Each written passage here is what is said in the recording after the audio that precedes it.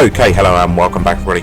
Welcome back to Ludum Diary and welcome to the bottom 5 video. Now, before I start this video, I just want to make sure everyone's aware.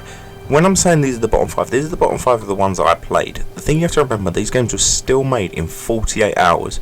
So, any game made in that time, in my opinion, is not a bad game. The only difference being, these ones will be stuff that I thought had something wrong with them. It might just be a bit of balancing and such, but I'll describe that as we go through the video. So, at first, let's just make sure we appreciate the people that develop these, because they are still good games, and we'll see that as we go on. So, we're going to go ahead and we're going to start.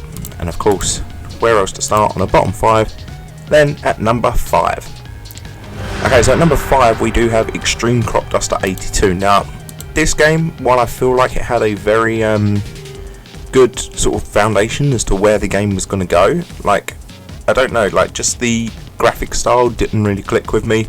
I didn't like the graphic style, really. It was very retro, and I feel like it was overly retro, if that makes sense. Like the whole CRTV and stuff, sort of UI that was available, that was quite tough. And then the other thing as well, I wasn't very good at the game. I don't know if that was, you know, just a bad thing about me, but it seemed like a really badly balanced game. Like, you had to try and land on this runway that was just about big enough for the plane while going over these towers. And there was one level, if I remember rightly, that had like a plant next to it, and then a tower, and then the runway straight after it.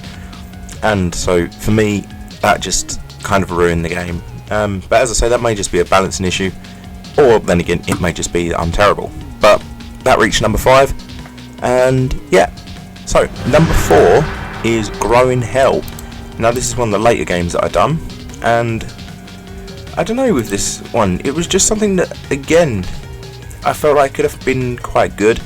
It had a lot of features in it that I thought were really sort of rushed and sort of really didn't, I say rushed, it was done in 48 hours, so still, but just really didn't come across as they was meant to. I felt like it was really hard. Like, you could get as far into the game as you wanted, and then the minute you die or get hit by one thing, that's it, it's game over. And maybe a health bar would have been nice on it, so that you could actually sort of take a hit or two and not lose the progress that you've made up until that point.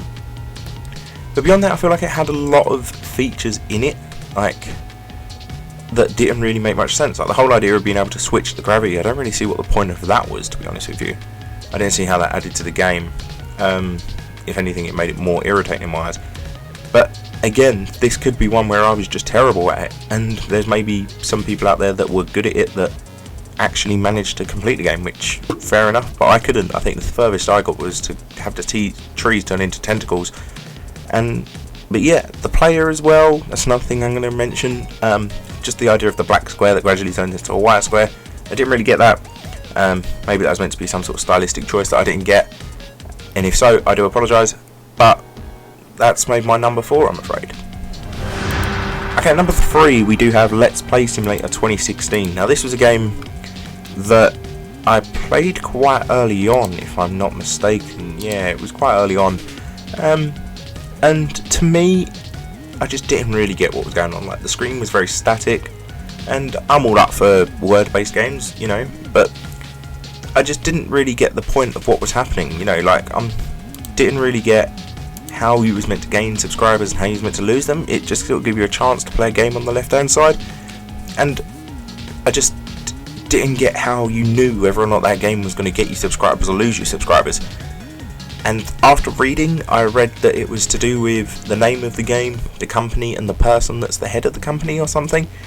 And to me, that just seems like you need a lot of background knowledge into the game industry, and a lot of information that a lot of people are not really going to have to be able to play the game. And to me, it just didn't work. The graphic style I liked. Maybe with a bit more movement on the screen, it would have been a bit nice, and a bit of an easier sort of level to it. Again, this could just be that I'm terrible. This is going to be a theme apparently throughout this whole video. But it could just be that I'm terrible, and maybe I don't have as much knowledge as everyone else. But to me, it seems really difficult. So that's made my number 3. So my number 2 is Raining Stars. Now, this is a game, again, I played quite later on.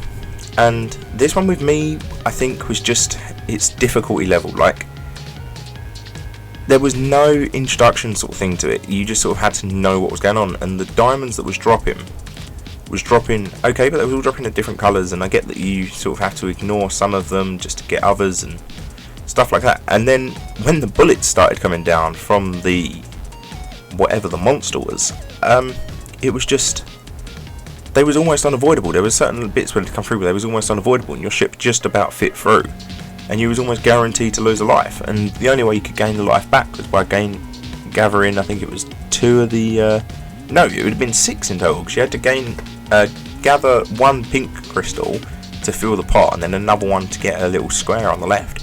So in total you need 6 pink things to be able to get 1 life back, and it just didn't make much sense in the end. So yeah, I feel like with that one the difficulty level really let down. I feel like it would have been a really good game, but that's the way it goes, I'm afraid.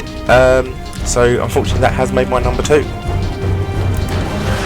Number 1, right now, this game. So this game again could have been so good in my eyes. This is a game that really would work with a sort of bit of interest that I have. It's Call of the Void. So basically the idea of this game is you have to get a little man to orbit a planet and then sort of fling out of the planet along other planets to use slingshot effects and repelling planets and stuff. The repelling planets I can get over. You know, it just adds another sort of level of difficulty, I guess.